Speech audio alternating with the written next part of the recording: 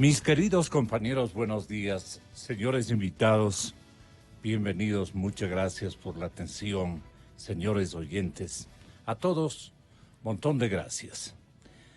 Bueno, hoy tenemos un panorama variado, sumamente importante,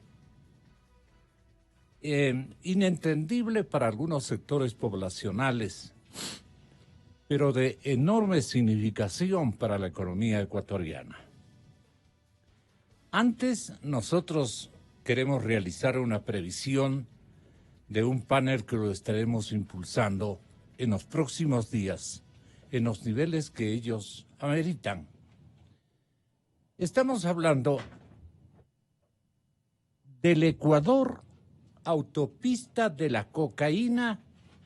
Ya por fin, ya hablaron la plena, ¿no? Ecuador, autopista de la cocaína hacia Estados Unidos y Europa.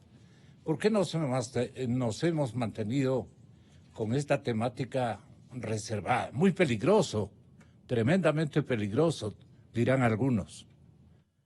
Ecuador es un país que ha venido llamando la atención. Su tasa de homicidios aparentemente es baja. No hay carteles de la droga como los que han dominado la criminalidad en naciones como México y Colombia.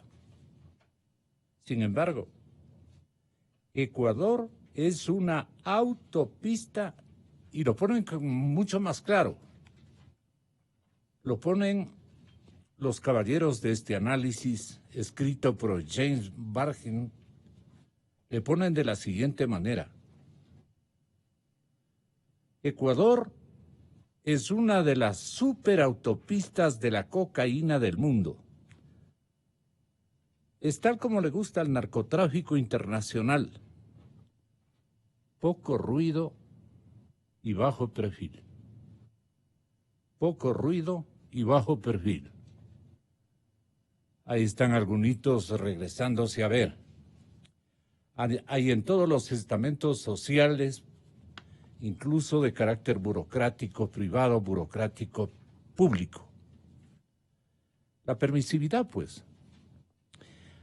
Pues aquí anota este escritor, el señor Bargen, que más de un tercio de la creciente producción de cocaína en Colombia llega actualmente a nuestro país, al Ecuador, según fuentes antinarcóticos ecuatorianas. La droga sale de los puertos, las costas, los aeropuertos del país y de allí se envía a todo el mundo con destino a la Unión Americana, a Europa e incluso a Asia e incluso a Oceanía. Por eso es una autopista. Detrás de este comercio hay un complejo y fluido inframundo conformado por grupos especializados y subcontratistas que son coordinados por los operadores de poderosas organizaciones transnacionales de narcotráfico y protegidos por redes de corrupción que penetran profundamente. ¿En dónde? En el Estado, señoras y señores. Este artículo hace parte de una investigación de Insigin Crime sobre cómo Ecuador se ha convertido o se convirtió definitivamente en uno de los principales puntos de despacho del comercio mundial de cocaína. Un eslabón clave en la cadena de suministro. El papel del Ecuador en el tráfico de drogas se remonta a la década de los 80, cuando era una ruta de tránsito para la base de coca peruana. Ustedes recuerdan. Muchos de los antiguos, como quienes habla, recordamos, porque en ejercicio de cobertura ofrecimos ese tipo de novedades a la población permanentemente. Se traficaba a Colombia. Contaba con redes de tráfico de precursores químicos que abastecían a los laboratorios colombianos y que procesaban esa base hasta convertirla en cocaína.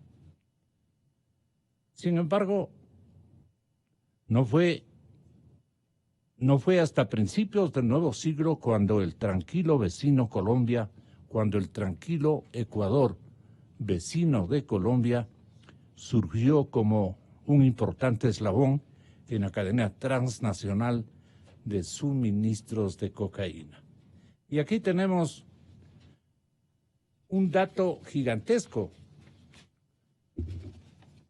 Un tráfico de drogas con rutas experimentadas ya, ubicadas en todo nuestro amplísimo renglón fronterizo, por todos los lados, por todos los costados y los ángulos de operación de los narcos. Este mundo enigmático al cual no hay cómo ni toparlo. Hay mucha gente que incluso en este estudio están nerviosos porque estamos topando este tema. Y no faltaba más. No somos los machazos del barrio ni cosa por el estilo. Pero estamos en obligación y en mística profesional de hacerlo, a tiempo. Lo que va a ocurrir con nuestro país es muy grave.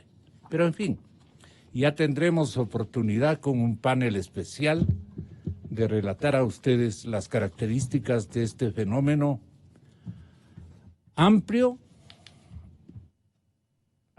amplísimo,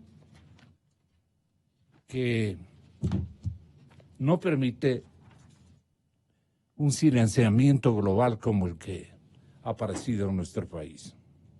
Bueno, ahora vamos a hablar de otro tema igualmente complicado, enigmático, pero tenemos tres profesionales de la macroeconomía, especialmente de la economía monetaria, los que nos van a orientar.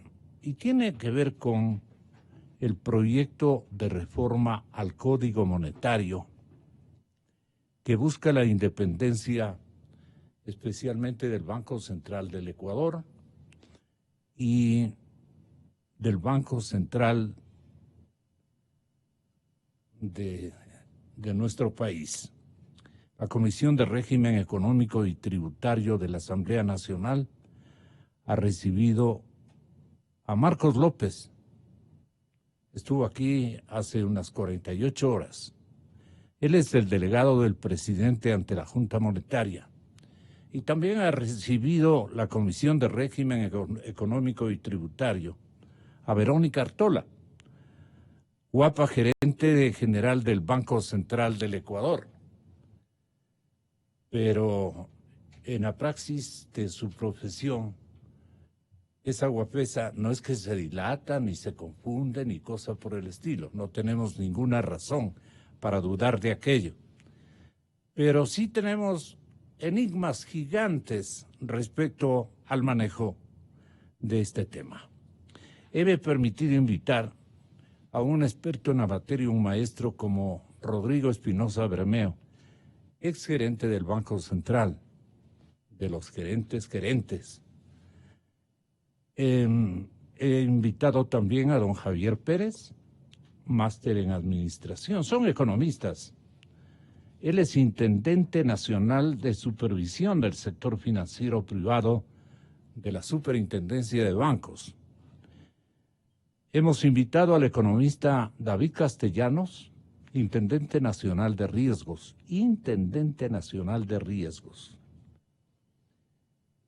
Esta división o esta intendencia pertenece a la Superintendencia de Bancos.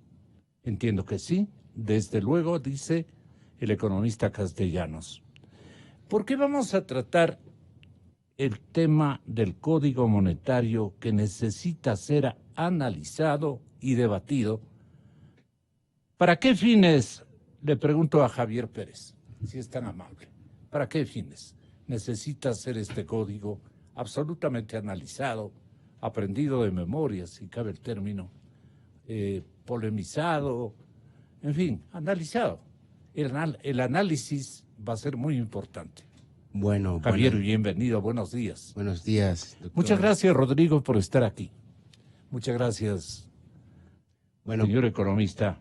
Antes que todo, muchas gracias por la invitación y también es un gusto y honor compartir este foro con Rodrigo, quien ha sido una persona muy importante dentro de mis actividades de desarrollo de mi profesión a lo largo de los años, y también con David, que nos hemos sumado a un equipo de trabajo técnico independiente para apoyar la gestión de nuestra máxima autoridad. ¿Por qué resalta el estudio independiente? El estudio independiente, porque creo que la independencia y la objetividad deben tratarse de una manera diligente. En un tema técnico, ¿no? Y responsable.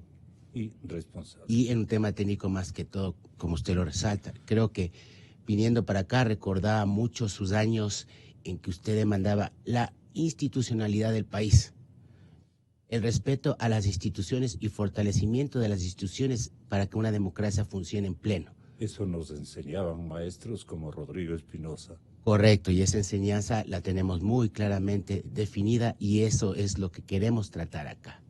Si queremos fortalecer las instituciones, me parecería ser que el planteamiento establecido no contribuye o colabora a un fortalecimiento institucional como la Superintendencia de Bancos, quien con las reformas de los últimos años fue puesto en un nivel de un ministerio, perdiendo su autonomía financiera, aun cuando la Constitución prevé su autonomía financiera. Es decir, la superintendencia depende del presupuesto general del Estado, las aportaciones de los bancos privados van al presupuesto general del Estado y la superintendencia, cierta parte o porción, es reasignada para sus funciones tan delicadas que hace. ¿Por qué estamos rearmando, Rodrigo, este código, este famoso código? Tiene una fama impresionante y una importancia igualmente significativa.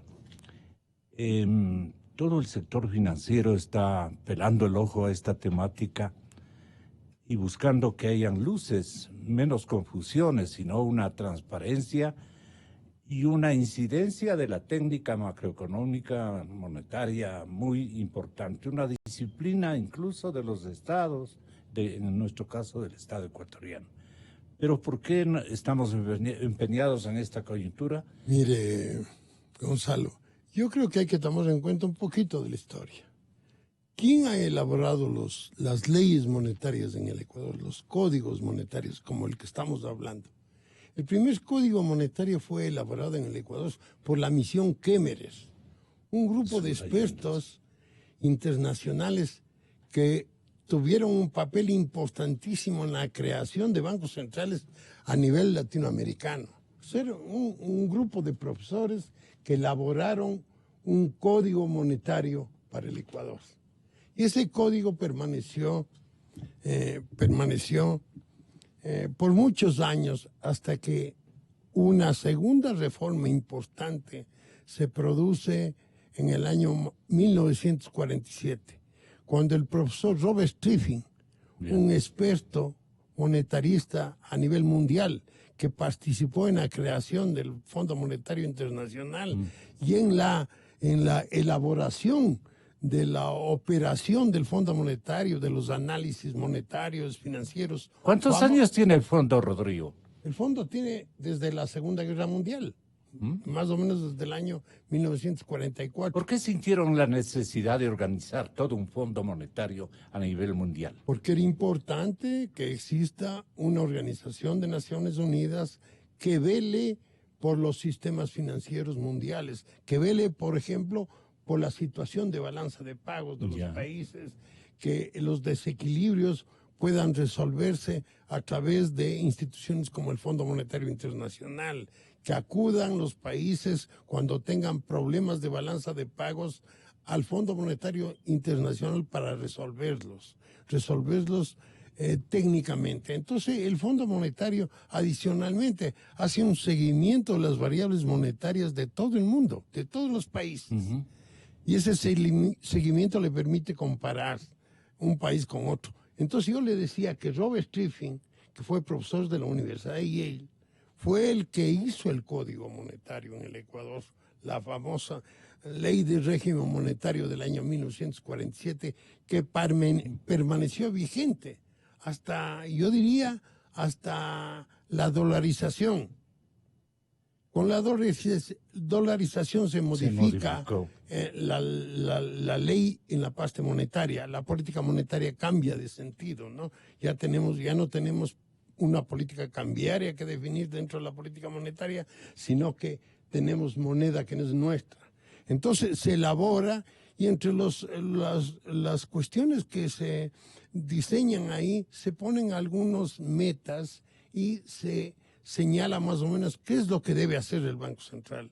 Ahí en la época hubo participación del Banco Mundial, del Fondo Monetario y del Banco Central del Ecuador, y ahí se decidió, por ejemplo, tomar algunas medidas de precaución en la parte fiscal para evitar que existan desequilibrios fiscales que impacten sobre la economía, sobre la inflación, sobre el sistema financiero. Entonces ahí se fijan los famosos balances del Banco Central, el sistema de balances del Banco Central que tenía que cumplir el Banco Central. Entonces todo permaneció muy bien en la parte monetaria. Cuando llega el ciclón del gobierno de Correa, y deciden crear un propio código monetario, que es un código monetario, yo diría, que nace del Ecuador, ya no es los expertos que venían y elaboraban algo tan importante como es el marco legal de la política monetaria, sino que aquí se inventaron un sinnúmero de artículos que modificaron la política monetaria y que permitieron, por ejemplo, que el Banco Central comience a dar crédito al gobierno, a las instituciones financieras. Perdone, doctora, públicas. ¿y Correa se manifestó contrario a la moneda prestada, a la dolarización? Se manifestó contrario y adoptó políticas de modificación de la política monetaria que generaron serios problemas de la dolarización, que es lo que estamos viviendo. Ya.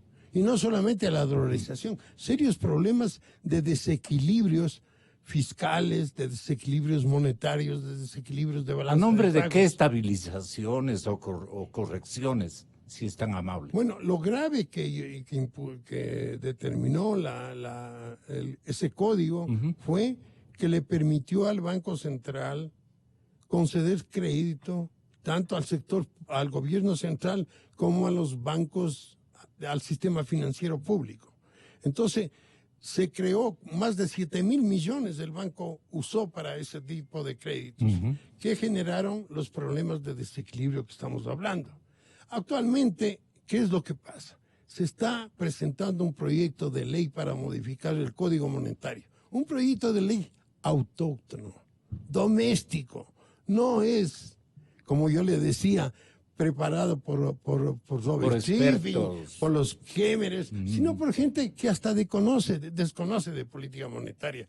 Por eso es que mandan un código con un montón de artículos, en donde hay algunos aspectos que tienen que ver... Un galimatías, dice usted. Que tienen que ver con política financiera y monetaria, pero hay cuestiones que son operativas, que están incluyendo ahí en la ley, y llenan de artículos que no tienen mayor importancia y no se dedican a presentar artículos que son de primordial importancia, como artículos, por ejemplo, que deben definir determinadas variables que son importantes. Aquí, por ejemplo, se habla del encaje legal. Un monetarista, cuando habla del encaje, tenemos el encaje bancario. ¿Qué es el encaje bancario? Son medios de pago a disposición del sector financiero. Y el encaje legal es un porcentaje de los depósitos que tienen obligación los bancos de depositar en el Banco Central. Entonces aquí... ¿A modo de garantía? Aquí no hablan nada del Rodrigo, ¿a modo de garantía? A modo de precaución, de garantía. Entonces aquí no hablan nada de la política de medios de pago, que los medios de pago se componen en dinero. Tienen que definir qué es dinero. Los medios de pago del sector financiero se llaman encaje bancario y tienen que definir qué es el encaje bancario. Y los medios de pago en poder del gobierno se llaman fondos oficiales y eso hay que definir, porque son aspectos muy importantes en la política monetaria y eso no hay aquí porque desconocen. desconocen. Gonzalo, yo quiero decirte otra cuestión. La teoría monetaria, la política monetaria es algo muy especializado. Lamentablemente en el Ecuador, de las diversas universidades, no puede salir un economista especializado en monetaria, porque lo que se estudia es muy poco en relación a lo que debe estudiar un especialista en asuntos monetarios. Entonces hay que estudiar en el exterior, ¿no? Y lamentablemente, antes, el Banco Central del Ecuador estaba conformado por un equipo de profesionales que eran graduados en la Universidad de Harvard, graduados en la Universidad de Yale, graduados en Columbia, graduados en Minnesota, graduados en Chile, graduados en la Argentina, graduados en Inglaterra, graduados en Francia. Entonces, era un conjunto de profesionales muy valiosos, que es los que seguían la ley de régimen monetario elaborada por Triffin, ¿no? Y el Banco Central se manejó muy eficientemente y fue una institución que apoyó al resto de la economía de una manera importante. Eso se ha perdido. Ahora no tenemos gente especializada en monetaria. Yo no sé si en el Banco Central del Ecuador existen personas que hayan estudiado política monetaria en el exterior. No sé. Pero yo, por lo que veo, esa gente no está preparada para elaborar un código monetario. Y es lamentable que con una política yo diría, que no tome en cuenta lo importante que es la política monetaria, se lancen un código. Gente que no conoce. Gente que no conoce. Audacia, que no conoce política monetaria, le digo. Entonces, por eso es la mezcla y hay aspectos que no están incluidos. Ahí. Yo creo, Gonzalo, que es importante que la Asamblea trate el asunto de la autonomía del Banco Central. La propia Asamblea. Solamente eso debería tratarse. El resto se debería tratar en una ley aparte. Y como le digo, teniendo exclusivamente con técnicos. Y el Congreso debería llamar a técnicos internacionales de política monetaria para que den para que dé su opinión. ¿Qué puede conocer un legislador respecto a 200 de Cachuyapi? De artículos? Imagínese usted, un legislador de Cachuyapi, ¿qué puede pensar de estos macrotemas gigantes que nos desmoronan a todos? Pero mire, el Ejecutivo también. Porque le han metido esto al Ejecutivo y el Ejecutivo ha mandado al Congreso. Yo creo con irresponsabilidad, claro, porque la política monetaria es muy importante para dejar en manos de gente que desconoce. Para la misma profesión de economistas, lo máximo es política monetaria, ¿no? Es el grado de conocimiento con el que se distinguen los estudiosos de los fenómenos económicos. Y ahí hay académicos y ahí hay exministros de Economía que dicen, este sí sabe de política monetaria. ¿Por qué será, señores oyentes, la significación e importancia que otorgan a esta disciplina? Porque es la que conduce los formatos económicos de todas las naciones, de la dimensión de ejercicio económico que sea. El señor David Castellanos, que está economista de profesión, que está con nosotros también, es intendente nacional de riesgos, y perdonen por no haberlos presentado, es intendente nacional de riesgos, al igual que Javier, es intendente nacional de supervisión de sectores financieros privados. Bueno, debe haber un sector nomás del sector financiero privado de la superintendencia de bancos. Ellos venían abiertos a explicarle a la colectividad en qué nos encontramos este momento institucionalmente hablando y en términos de descubrir un camino adecuado para manejar el campo monetario del país. Y se me ocurrió a mí invitar a un maestro como el doctor Rodrigo Espinosa, exgerente del Banco Central, lo cual me parece que está garantizado para que un auditorio, no solo el auditorio especializado de economistas y de hombres públicos y también de figuras en el ejercicio de manejo económico del sector privado pueda entenderles y afianzar sus conocimientos, porque ese sería el objetivo estratégico de este programa, de este panel. Poner al día a la gente en lo que aprendió seguramente en su formación universitaria hasta fuera del país, hasta fuera de América. Y hoy, a fuerza de las circunstancias, un poco se ha perdido y divaga en algunos principios que este momento deben ponerse, economista David Castellanos, en plena vigencia. En este caso, ¿cuáles son los temas que deberían este instante profundizarse para un cabal conocimiento inclusive de los públicos? Los públicos, hablo de la gente, de los empresarios, de los ejecutivos económicos del Estado y de la empresa privada, tienen que estar al día con estos temas. ¿Por qué? David.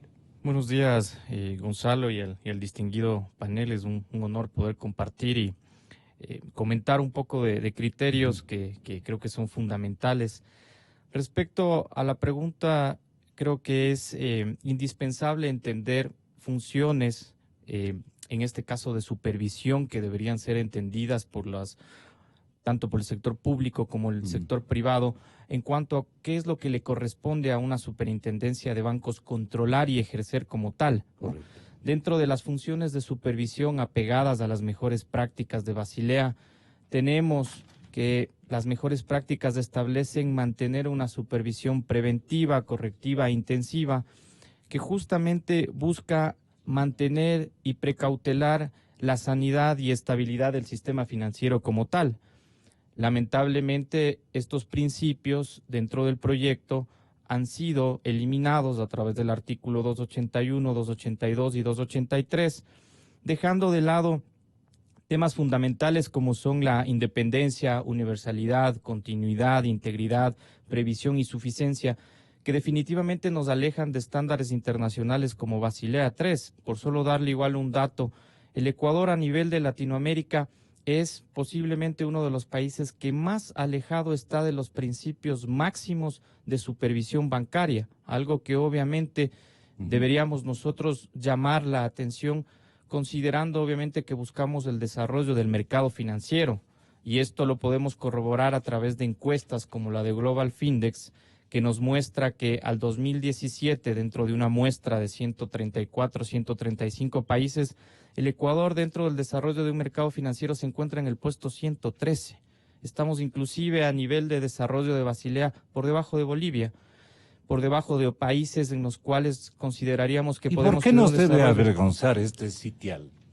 No avergonzar, pero creo que debería haber un desarrollo Pero estamos conjunto. como quedados, o es la connotación que usted nos otorga. Lamentablemente las comparaciones son odiosas, ¿no? Pero son importantes, porque Desde creo luego. que nos permiten entender, Ubicarnos. exactamente, ubicarnos hasta en el contexto de que países como Colombia, Perú, han avanzado inclusive con la inclusión de banca extranjera para mejorar la competencia, la calidad de servicios financieros, que hoy por hoy se ven menoscabados a través de este proyecto que en gran medida busca restar las competencias y funciones de la superintendencia de bancos. Así es. Llega la circunstancia a que Walter Spurrier, conocido economista, reconocido economista ecuatoriano y periodista de investigación en esta temática, llegue a decir o a indicar que esta nueva ley debe eliminar la Junta Monetaria, y financiera para darle mejores atribuciones al Banco Central. Lo que estoy diciendo es muy importante y quisiéramos escuchar a Walter. El problema que se origina es la existencia de una Junta Reguladora Monetaria y Financiera.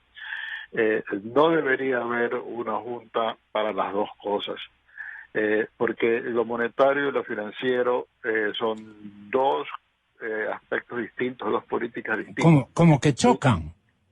Chocan y resulta que lo monetario tiende a estar subordinado a lo financiero. Entonces el ministro de Finanzas puede decir: quiero tener acceso a la plata del Banco Central. Hay todo un código monetario financiero y un organismo que vela sobre las dos cosas. Yo hubiera ido más profundo en los cambios, hubiera eliminado esa Junta Monetaria y Financiera y más bien hubiera dado algunas atribuciones mayores a ese directorio del Banco Central, esa especie de Junta Monetaria, porque entre los dos organismos va a haber choque. Se neutralizan. Y siempre hay conflicto entre los organismos y en parte eso es bueno, pero hay que definir las reglas. Esto que, por ejemplo, la superintendente de bancos está objetando a la ley. Yo sí pienso que tenemos que ir a tener un directorio del Banco Central y que no esté contaminado por la parte fiscal. ¿Qué le parece a usted? Quisiéramos que tenga la bondad de alinearse, digamos, alinearse no conceptualmente, sino con la preocupación que tiene el otro participante, que yo le escogí para tener, de alguna manera, un referente de opinión.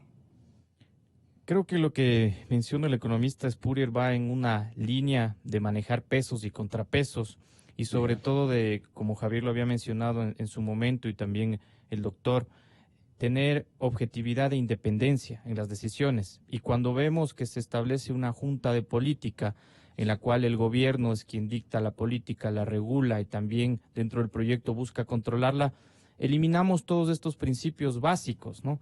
Y lamentablemente creo que no es sano que no existan esos pesos y contrapesos que inclusive en legislación comparativa uno los puede encontrar en todos los países y fundamentalmente entender que es sano que exista un tema de funciones independientes considerando lo que se está manejando, ¿no? Que son recursos de todos los depositantes y que obviamente necesitan evitar que tengan de alguna forma cierto sesgo a nivel político que pueda llegar a generar algún tipo de tentación, por así decirlo. Doctor Rodrigo Espinosa, usted tiene la palabra para que nos oriente y nos eduque mejor en esta temática. Mire, Gonzalo, yo estoy totalmente de acuerdo con Walter Spurrier, lo que señala, que no debe existir una junta monetaria. Debe haber un directorio del Banco Central. Y mantenerse ese directorio con independencia para que y tenga autonomía el Banco Central. Y tener también un directorio en la superintendencia de bancos, una especie de junta bancaria. La superintendencia de bancos es importantísima también que tenga autonomía, en todo sentido, porque la supervisión y el control del sistema financiero son asuntos muy delicados. Y no puede la Junta esta monetaria dedicarse a hacer todas las regulaciones que tengan que ver sobre el sistema financiero. Si quien conoce sobre eso es la superintendencia de bancos, que también... Y además que tiene que controlar. Mire, y además es un aspecto también especializado. La supervisión y el control del sistema financiero son aspectos de especialización. Y eso debe estar dentro de la superintendencia de bancos. No puede estar en la Junta Monetaria. Entonces, otro de los problemas graves que existen en esta ley, porque esta ley ha sido elaborada por personas que no conocen a fondo el sistema monetario y el sistema de supervisión. Es lamentable lo que está señalando el señor Castellanos, en el sentido, el economista, en el sentido que el Ecuador está a la saga de la política de supervisión, de la regulación. Y en realidad lo que se hizo en la época del presidente Correa fue disminuir las atribuciones, la importancia que tiene la superintendencia de bancos.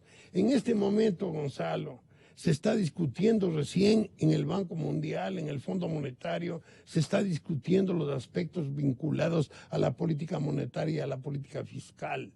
hay quejas a nivel mundial de que la política fiscal debe jugar un rol importante, mucho más importante, y que lo que ha hecho la política monetaria para sacar al mundo de la crisis financiera fue importante, pero ya el papel de la política monetaria está disminuyendo y es hora de que la política fiscal entre, y se ha demostrado que algunos aspectos de la política fiscal que se consideraban como dogmas no son así. Antes se decía que el gasto público generaba un problema, un crecimiento, un gasto público muy, muy grande generaba problemas de la inversión privada, al endeudamiento y cosas de ese tipo. Ahora ya la teoría keynesiana de la importancia de la parte fiscal está jugando un rol importantísimo. Ya Europa, ya el Fondo Monetario están hablando de esto.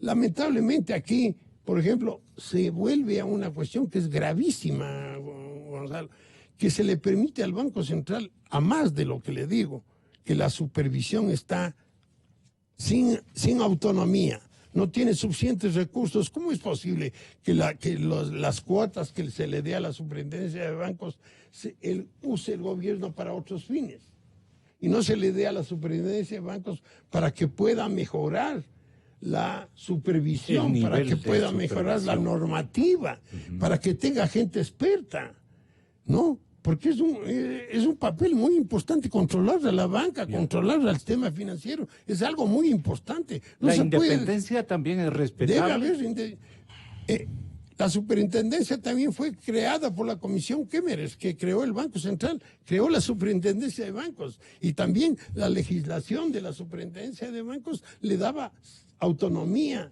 y tenía posibilidades presupuestarias que le permitían tener una posibilidad de supervisar de una manera mucho más avanzada. La supervisión en el Ecuador en los años 70, 80 era mucho mejor en relación al nivel internacional de lo que es ahora.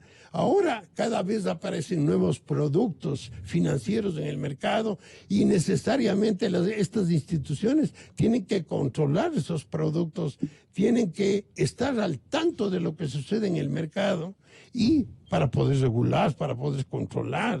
Estamos hablando de que el papel que tiene está velando por los depósitos de todos los ecuatorianos, por los recursos que nosotros tenemos en el sistema financiero, por los recursos, por la cantidad de dinero. Y es ilógico también que la superintendencia de bancos no le controle al Banco Central.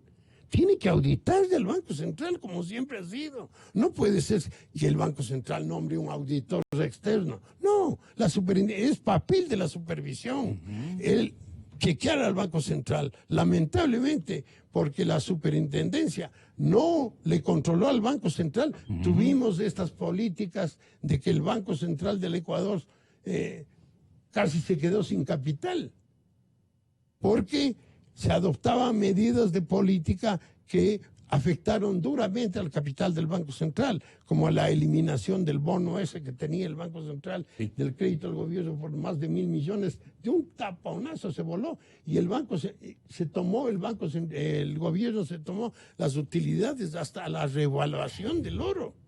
Entonces se tomaron todo. ¿Eso por qué? Porque no hubo un control de la superintendencia. Usted podría, señor Castellanos, economista, darnos a conocer cuáles son los equívocos que cometió la administración Correa en el tratamiento de estos temas y en las modificaciones que buscó otorgar a la superintendencia en el descontrol o en el control efectivo de estos bienes conceptuales para que las cosas marchen por buen camino y hayan los renglones de control adecuados en la economía financiera. Nos da una idea general de las cosas que improvisó Rafael Correa, seguramente equivocado por sus ansias de liderazgo nacional en todo. Bueno, pero estoy... Sí. A ver, estoy reflexionando sobre lo expuesto por los compañeros panelistas. Y la pregunta es, ¿qué foro de discusión deberíamos tener en estas instancias en el país sobre el sector financiero? Y la pregunta es, claro, ¿qué está pasando en el mundo? ¿Y qué está pasando en el mundo? Todos están preocupados en cómo fortalecer al supervisor bancario y financiero. Porque fortalecer al supervisor bancario y financiero significa estabilidad financiera.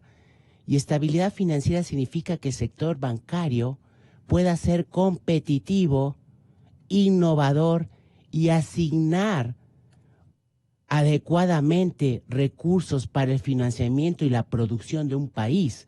No están en otros países discutiendo si limito más las funciones de un superintendente de bancos, sino cómo este país, dentro de un contexto de transformación tecnológica y digital, puede ser competitivo y eficiente para dotar servicios financieros a los consumidores. Y ese sería el punto que debería dotarse y ese es el punto que debería tratarse y reformularse en este código para que el órgano de control tenga las competencias y capacidades y autoridad para poder ejercer esto. ¿En beneficio de quién? Del consumidor, del Señor afiliado. presidente Moreno tendría que pensar en este punto para reorganizar, digamos, el debate.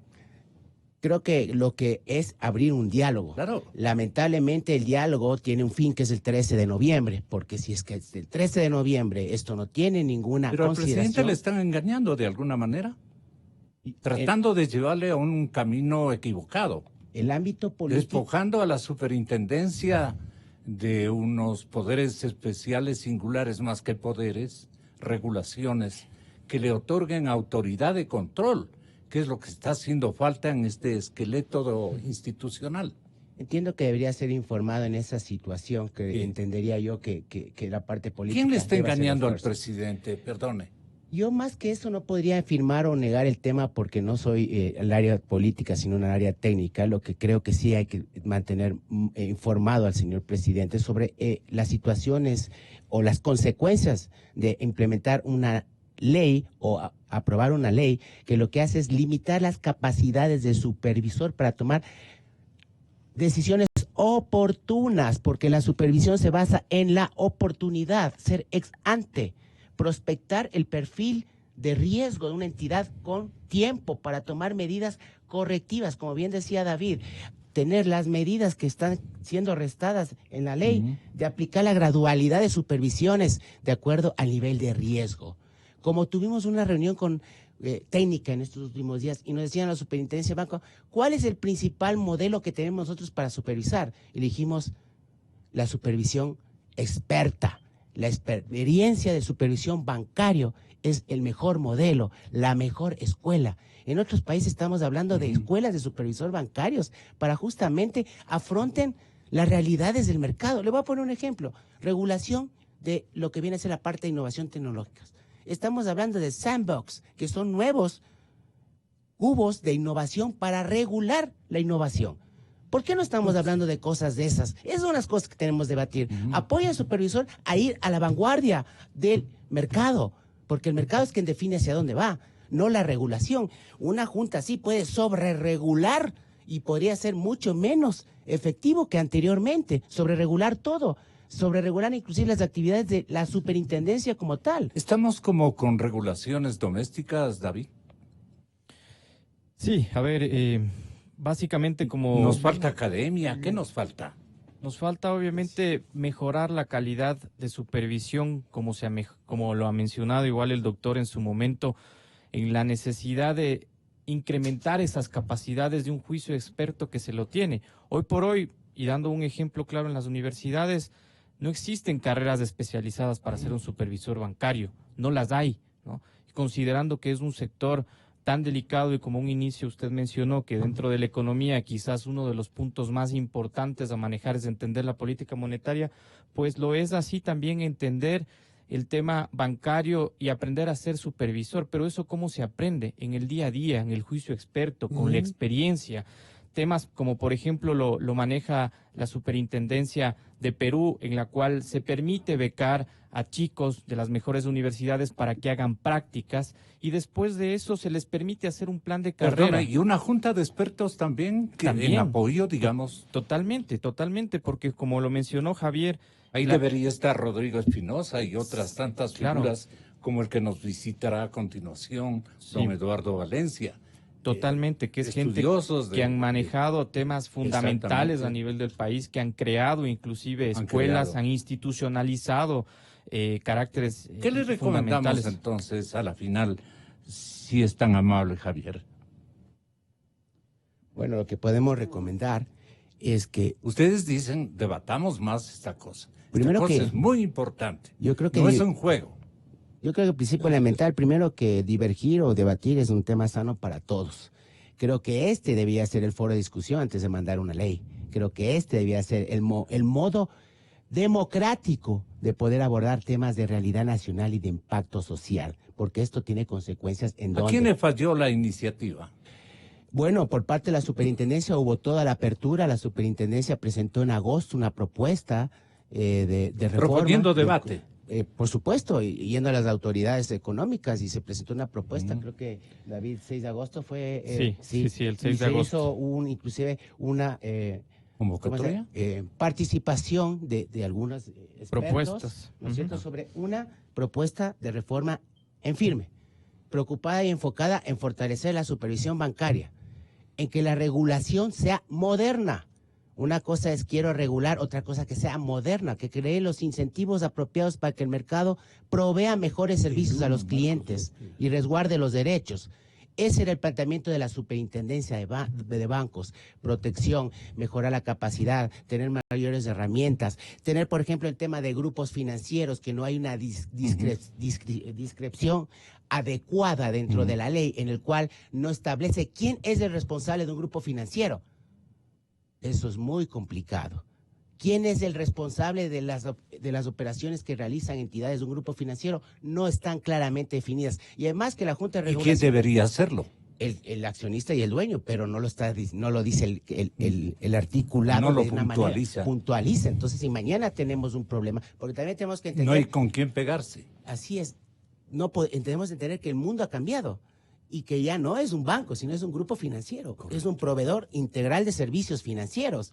Que usted se da Así la- tiene que ser concebido, y así ¿no? tiene que ser supervisado, porque es el mercado quien define Ya. como superviso. Entonces, es muy complicado ejercer una supervisión donde no están claramente definidos los alcances y límites. Y adicionalmente, le da una potestad a una junta que tiene una capacidad de sobreregular, de definir qué tiene que hacer o no el supervisor. Es muy grave eso. El delegado del presidente ante la Junta Monetaria, el señor Marcos López, cuestionó a quienes dicen que con la ley económica enviada por el Ejecutivo a la Asamblea, doctor Rodrigo Espinosa, se está atentando contra el sigilo bancario. ¿Usted participa de eso? Así es, lo que dice la superintendencia es muy claro. Le permiten ahora que esta Junta de Política Monetaria tenga atribuciones tenga información sobre todos sobre todos los sistemas financieros. Puede tener información sobre los depósitos de las personas. Y eso el sigilo bancario ha impedido. Eso maneja solamente la superintendencia de bancos. Entonces, hay problemas muy graves. La supervisión es muy importante. Tenemos que avanzar, dar pasos hacia adelante. Ahora tenemos la suerte de que hay una superintendente de bancos que conoce de estos aspectos que, como señalaban anteriormente, esto no se estudia en universidad. Esto tiene que uno practicar, tiene que uno dedicarse, estar en la superintendencia de bancos para aprender a supervisar. Ahora, mire, yo no quisiera dejar de pasar por un aspecto que es muy importante y muy peligroso. Ellos dicen que están defendiendo la dolarización con esta ley, pero en esta ley lo que hacen es lo siguiente: permiten que el Banco Central pueda emitir valores a corto plazo para ser reutilizados en el mercado abierto. O sea, el Banco Central emite valores, compra y vende valores, que es lo que generó la crisis en el año 1990, a finales de los 90. La crisis financiera fue como consecuencia de que el Banco Central intervino en el mercado vendiendo papeles y vendía tasas de interés que generaron un crecimiento importantísimo en la tasa de interés y generaron un problema financiero. Eso le están permitiendo al Banco Central que lo haga. Y otra cosa que dice, también el Banco Central puede realizar operaciones de ventanilla de redescuento, o sea, puede financiar a la banca. No le permiten que financie al gobierno, no le permiten que financie y le permiten que haya una ventanilla abierta. Para la banca. Pero mire, ¿manejado por quién? Por gente que no es experta. No son tan expertos. ¿Y ahí qué peligros se corren?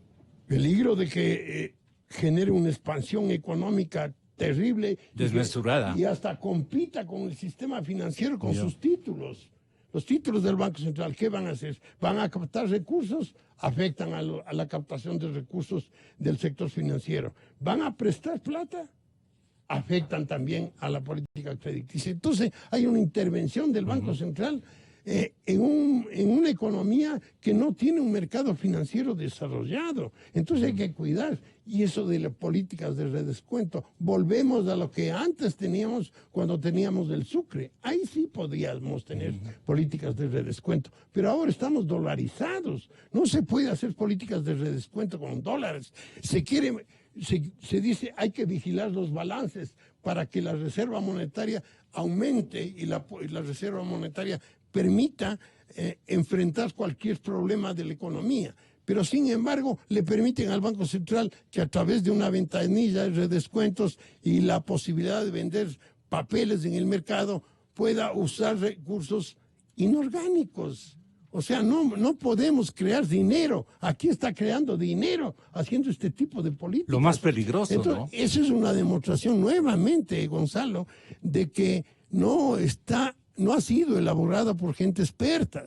Y el señor presidente de la República no tiene por qué conocer estos aspectos, pero sí es importante que coge el teléfono y llame a alguna persona en el exterior, al presidente del Banco Central de Inglaterra o de donde, y les diga cuál es su opinión sobre este tipo de cosas.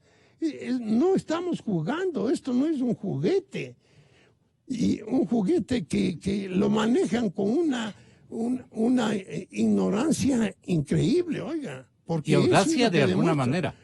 Demuestran una audacia. ¿Cómo es posible que dicen que están defendiendo el dólar con este código y permite que el Banco Central haga operaciones de redescuento y participe en el mercado de capitales? Eso para que pueda hacer necesita tener gente experta para que pueda hacer eso.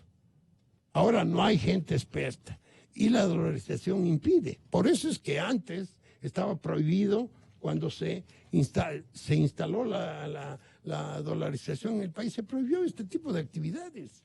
¿Qué quiere decirnos David Castellanos?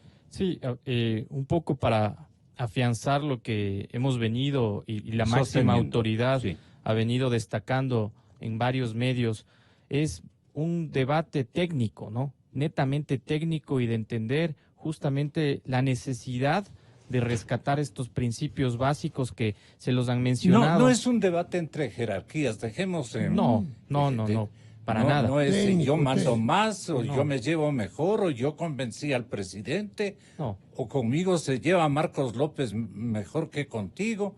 No se trata de eso. No, absolutamente. Es un debate técnico en donde debe prevalecer ¿qué regulaciones? Como hemos mencionado, debe prevalecer justamente la objetividad y el mantener los principios de supervisión, como los hemos mencionado, para una eficaz regulación del sistema financiero controlado. Y me permito comentar un tema, Gonzalo. El 6 de agosto, la máxima autoridad precisó varios de estos temas en un documento que fue enviado al ministro Richard Martínez, en el cual dentro de varias de sus sugerencias se mencionaron temas importantes dentro de la parte técnica como la protección del consumidor a través de los datos, ¿no? Y dentro de eso, la superintendencia se adelantó a un evento que ya hubo de vulnerabilidad de información, justamente en aras técnicas de manejar nuevos aspectos desde la parte técnica, vuelvo a repetir, para consagrar los derechos de igualdad de los productos y servicios prohibir la competencia desleal, la prohibición de cláusulas ilegales y abusivas a seguros y otro tipo de servicios que van en desmedro del consumidor financiero, que creo que han sido propuestas que no fueron rescatadas, así como el tema de inclusión financiera, que creo que es fundamental entender, porque la inclusión financiera es lo que permite justamente que la gente se bancarice, que tenga acceso, uso a servicios de calidad, que creo que es lo que todos como usuarios de un servicio financiero nos merecemos. Y justamente la máxima autoridad ha mostrado una planeación estratégica correcta con un horizonte determinado hacia buscar llevar a esta superintendencia y su gestión hacia las mejores prácticas, que justamente es lo que comentaba el doctor Espinosa, lamentablemente se perdió en algún momento. Señorita superintendenta de bancos, usted nos sorprendió con una alerta. No nos sorprendió, más bien nos sorprendió gratamente de que tenga una preocupación profesional, política y técnica, fundamentalmente lo último, con el proyecto de ley económica que usted decía, usted recuerda, creo que tenemos aquí lo que ella manifestó. ¿Qué podría ocurrir con el sigilo bancario como riesgo?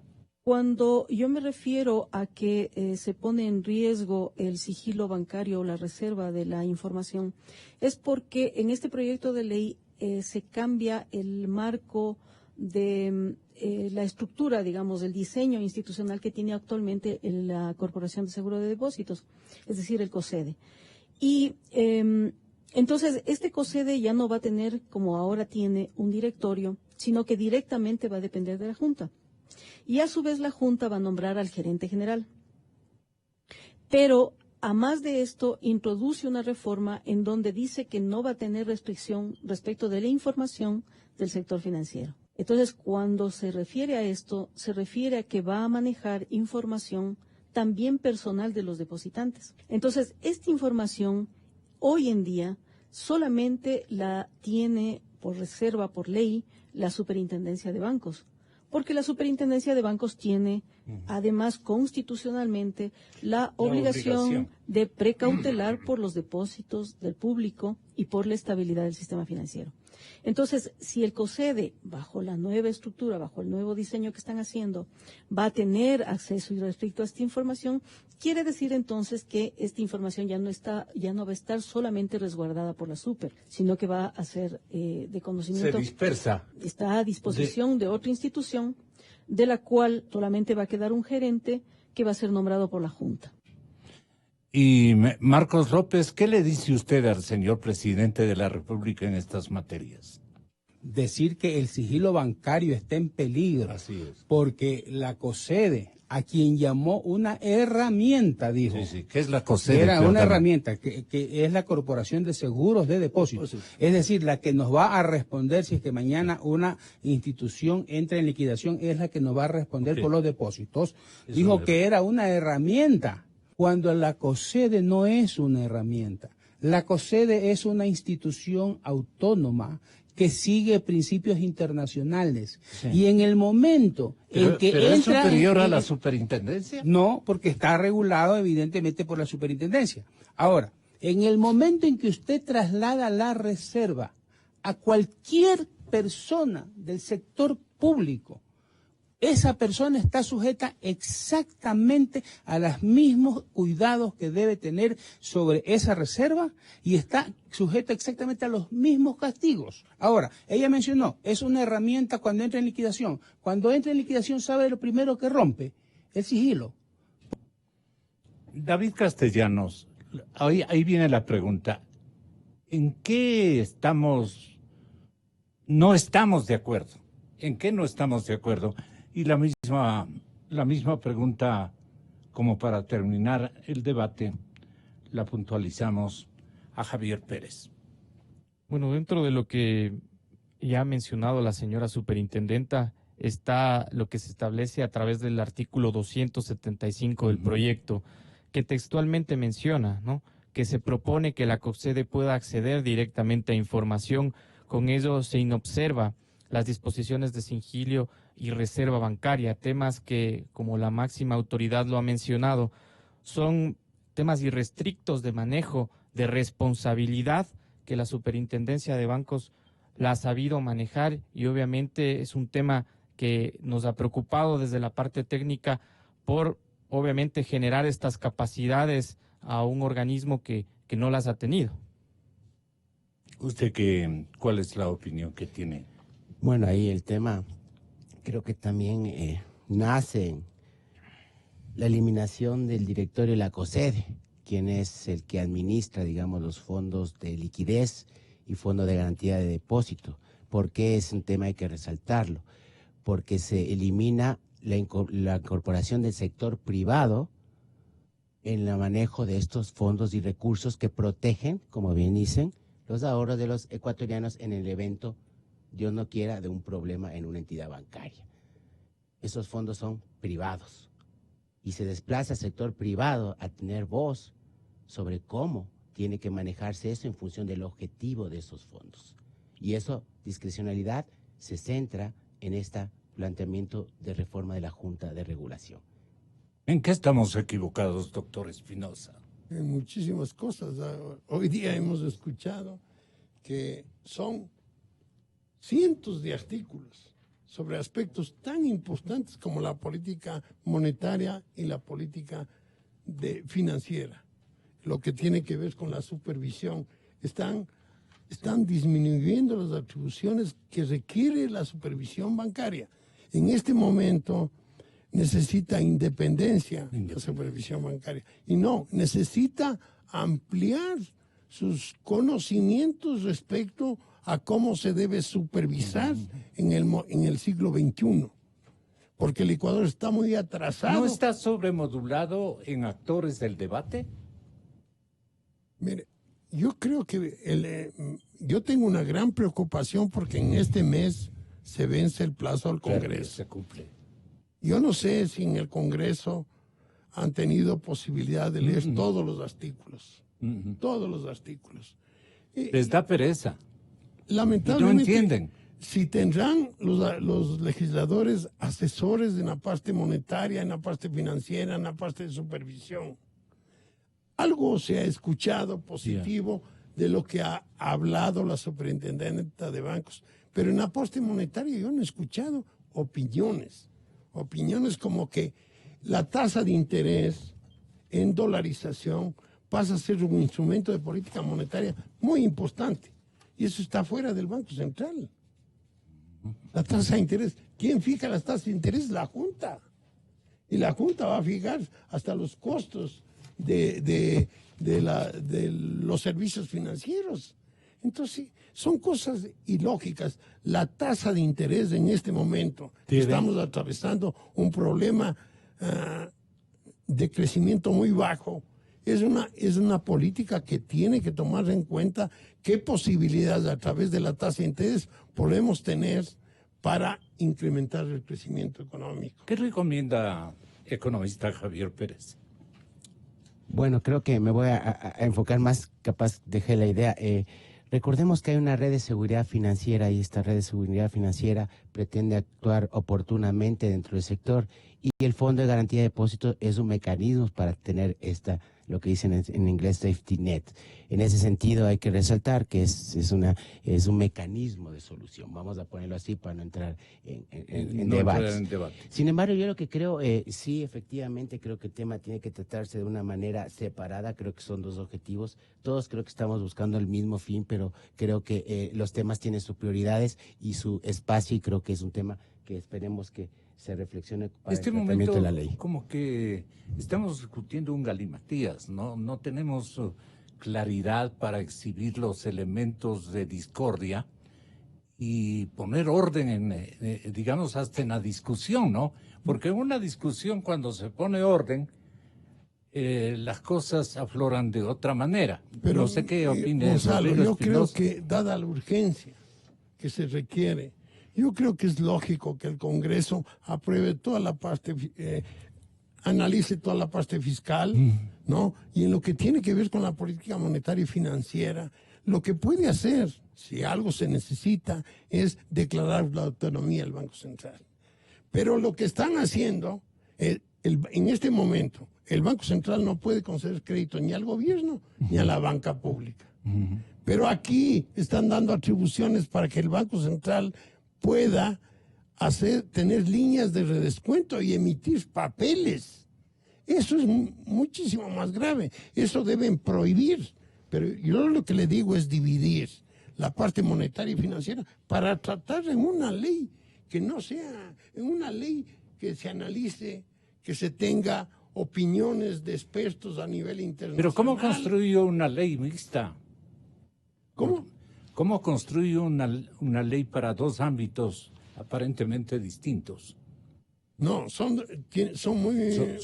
Son coherentes. Por eso yo le decía que Meres creó el Banco Central y la Superintendencia de Bancos. Y siempre están ligados. Es el complemento. Porque el uno tiene que ver con la supervisión y control del sistema financiero, que es clave. ¿Y el otro? Y que el Banco Central, la política monetaria, es una ayuda que el control y la supervisión sean correctas, sean adecuadas, que permitan lo que decía Javier. Entonces, ¿qué falta atinar? Afinar, perdón.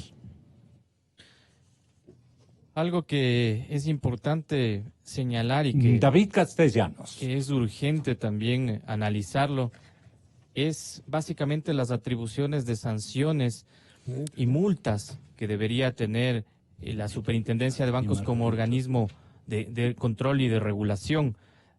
Hechos como que la Superintendencia siga velando y controlando en este caso al IES, pero que tenga una potestad sancionadora incompleta, generan obviamente opacidades y vacíos importantes que dentro del proyecto no entendemos desde qué punto de vista no técnico han sido recogidos, considerando obviamente la importancia de una regulación y una supervisión que establezca, como he mencionado, multas y sanciones, que son temas que se los han venido manejando desde siempre.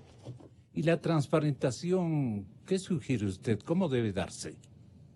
Para que no sea tan confuso el panorama. Usted dice, estamos viviendo un momento medio confuso, oscuro, no claro. A ver, yo creo que el debate tiene que ser, obviamente, por materias separadas. Necesariamente el Código Monetario y Financiero y sus reformas involucran temas que no son del momento, como posiblemente puede ser el tema fiscal, sino que son temas que nos van a dar un impacto hacia futuro, ¿no? Queremos llegar a una supervisión bancaria que nos permita ir a Basilea III, que es el estándar mínimo que deberíamos alcanzar porque otros países ya lo tienen, y para eso necesitamos herramientas políticas, autonomía administrativa, presupuestaria. Pero algunos ya dicen que estamos en Basilea V, en Basilea IV. En el mundo recién está empezando Basilea IV, ¿no? En Europa están discutiendo otras alternativas y en el Ecuador no podemos avanzar en ese tipo de acertos. Así es. Entonces, quedamos en pendiente. ¿Con qué desafíos, señor economista? ¿Con qué desafíos?